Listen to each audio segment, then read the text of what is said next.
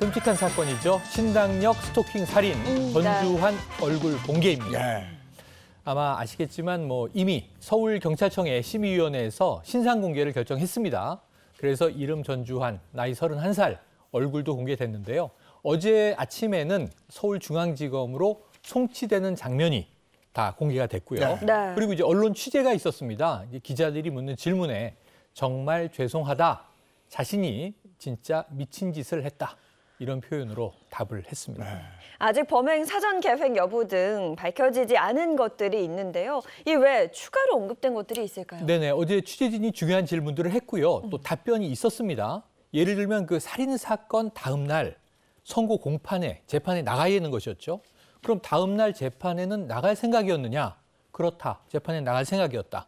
혹시 이 살인하고 도주하려고 했던 건 아니냐? 아니다, 이렇게 부인을 했고요. 네. 그리고 이제 이 범행 전에 약 1,700만 원 정도를 인출하려고 했던 정황이 확인이 됐어요. 이 돈은 왜 찾으려고 한 것이냐?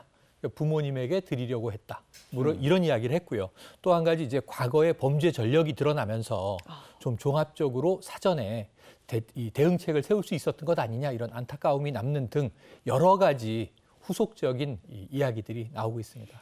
경찰 수사 과정에서 살인죄보다 더 높은 보복 살인죄가 적용이 됐습니다. 그리고 이제 검찰로 가서 어떻게 조사가 이루어지게 되는 건가요? 예, 검찰에 이제 송치를 어제 받은 거죠. 지금 형사 3부, 서울중앙지검의 형사 3부가 담당을 하기로 했고요.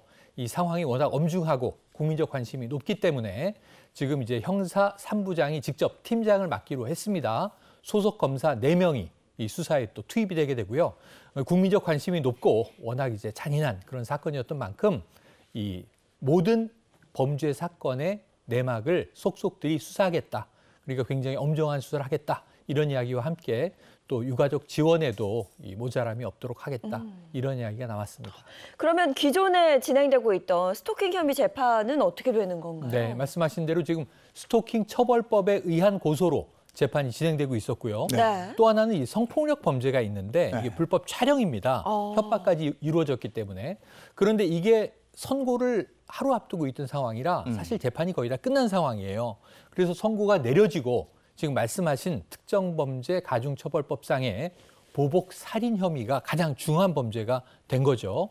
이것이 이제 별도로 가게 될 것인지, 아니면은 이 사건들에 대한 결국 피고는 한 명이기 때문에 향후에 법원에서 병합을 할 것인지 두 가지 가능성이 남아 있습니다. 이건 좀 지켜봐야 될 것 같습니다.